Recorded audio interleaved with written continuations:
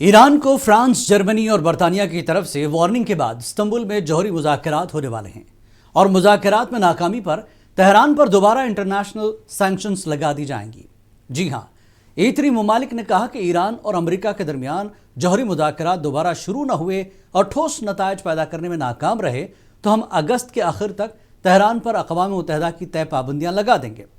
वहीं इराक़ची ने कहा कि अगर EU E3 कोई किरदार अदा करना चाहते हैं तो उन्हें जिम्मेदारी से काम करना चाहिए और धमकियों और दबाव की नाकाम पॉलिसियों को बाजू में रखना चाहिए। और तेहरान का मौक़िफ़ है कि इसका जौहरी प्रोग्राम सिर्फ़ और सिर्फ शहरी मकासद के लिए है। वाज़ेह है कि ये भी आसार हैं कि स्नैपबैक मेकैनिज़्म को यूनाइटेड नेशंस की पाबंदियों को बहाल करने के लिए इस्तेमाल किया जा सकता है। बहरहाल ईरान अपने हक़ की लड़ाई को पूरे एतमाद के साथ लड़ रहा है और कई बार दुनिया की बड़ी ताकतों को उसे डराने से बाज रहने को भी कहा, क्योंकि ईरान इसराइल अमेरिका से दो हाथ की बात और कड़े तेवर दिखाई दे रहा है।